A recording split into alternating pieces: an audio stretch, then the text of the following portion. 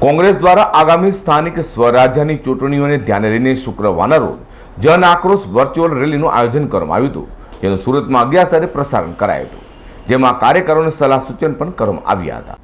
મોંઘવારી, બેરોજગારી, મોંઘું શિક્ષણ, વેપારીકરણ, ગુનાખોરી, ભ્રષ્ટાચાર, આરોગ્ય સેવા, મહિલાઓની સલામતી, ખેડૂત વિરોધી નીતિ સહિતના વિરોધમાં ગુજરાત પ્રદેશ કોંગ્રેસ સમિતિ આયોજિત જન આક્રોશન વર્ચ્યુઅલ રેલીનું પ્રસારણ સુરત શહેર જિલ્લા કોંગ્રેસ સમિતિ દ્વારા અલગ અલગ 11 સ્થળો પર કરવામાં આવ્યું હતું. આ રેલીને ગુજરાત પ્રદેશ પ્રભારી રાજીવ સાતવ, પ્રદેશ પ્રમુખ અમિત ચાવડા, નેતા વિપક્ષ પરેશભાઈ ધાનાણી સહિતના નેતાઓએ સંબોધિત કરી હતી. નટુભાઈ પટેલ, શિક્ષણ સમિતિના વિરોધપક્ષ નેતા. શું કાર્યક્રમ છે આજે અમારે પ્રદેશ કમિટી જે કાર્યક્રમ વર્ચ્યુઅલ રેલીનો કાર્યક્રમ છે, એની અંદર દરેક શહેરને, તાલુકાને, જિલ્લાને આદેશ આપવામાં આવ્યો છે કે જે તે વિસ્તારની અંદર તમારે વર્ચ્યુઅલ રેલીનો પ્રોગ્રામ ગોઠવવાનો છે. તે આધારે અમે આજ રોજ 6, 7 અને 8 વોર્ડ નંબર 16 શહેર નગરપાલિકાના 6, 7 અને 8ના વર્ચ્યુઅલ રેલીનો પ્રોગ્રામ આજે અહીંયા નટુભાઈ માજી કોર્પોરેટર નટુભાઈના નિવાસસ્થાન એટલે કે નિલેશભાઈના ઘરે અમે રાખેલો છે.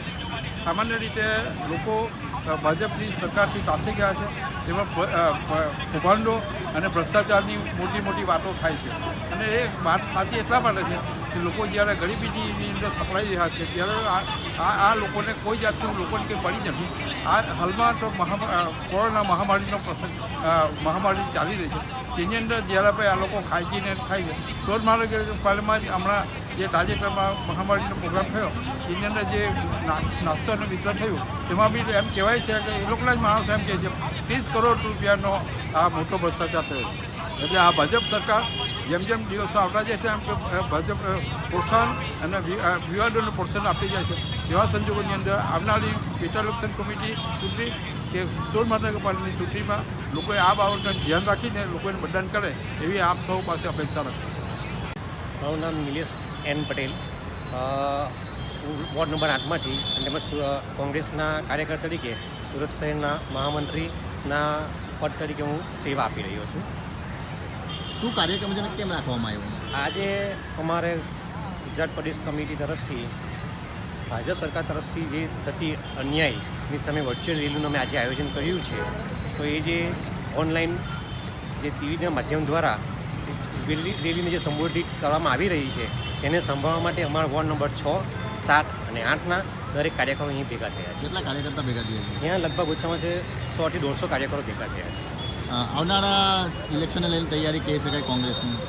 એમ જોવા જઈએ તો તૈયારીના ભાગરૂપે જોવા જઈએ તો એ તો પછીની વાત છે, પણ હાલ જે પરિસ્થિતિ દેશ તરફથી કે રાજ્ય તરફથી જોવા જઈએ તો જેમ આપણા આ દેશનું અર્થતંત્ર જેમ ખાડે ગયું છે, એમને જોવા જઈએ કે કોરોના મહામારીને લીધે એ લોકો દ્વારા જે આત્મનિર્ભર તરફથી આપવામાં આવતી બધી એ લોકોની સ્કીમો જે ફેલ ગઈ છે અને પ્રજા સાથે જે અન્યાય થઈ રહ્યો છે, તેમજ હાલમાં દેશમાં ચાલી રહ્યા ધારો કે રેપ થવાથી એવા બધા ઘણા બધા જે મુદ્દાઓ છે જેને ભાજપ સરકાર સાઈડ પર મૂકી અને દેશને ખાડા તરફ ધકેલી રહ્યો છે, એના વિરોધમાં આજે જે રેલીનું આયોજન કરવામાં આવ્યું તેને અમે સપોર્ટ તરીકે અહીં અમે રેલી સાંભળવા દરેક કાર્યક્રમો ભેગા છે.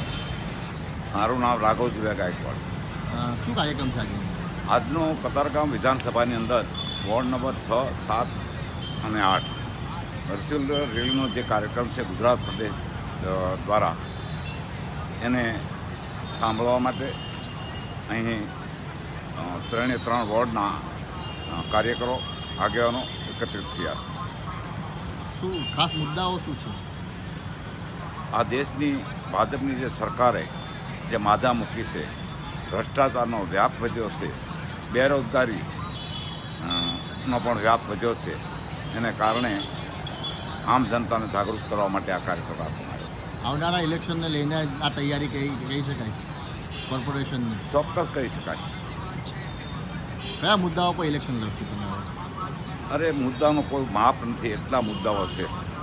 આ ભાજપની સરકારે ભ્રષ્ટાચાર કરી અને જે નોટબંધી કરી, જીએસટી લગાડી અને આમ જનતાને દુઃખી કરી છે, એ રીતનો જવાબ પથ્થરથી ચોક્કસ જનતા આપશે એવું અમારું માનવું છે. કોંગ્રેસની વર્ચ્યુઅલ રેલી સુરતના ડભોલી, અશ્વરીકુમાર રોડ, નાનપુરા, અડાજણ, સીમાડા, બમરોલી, ભાઠેના, યોગી ચોક, ભેદવાડ, લિંબાયત સહિતના સ્થળો પર એલઈડીના માધ્યમથી વર્ચ્યુઅલ રેલીનું લાઈવ પ્રસારણ મોટી સંખ્યામાં કોંગ્રેસ આગેવાન કાર્યકરો નિહાળ્યું હતું. અઝહર કુરેશી સાથે પ્રકાશ પાટીલ, ટાઈમ્સ ન્યૂઝ.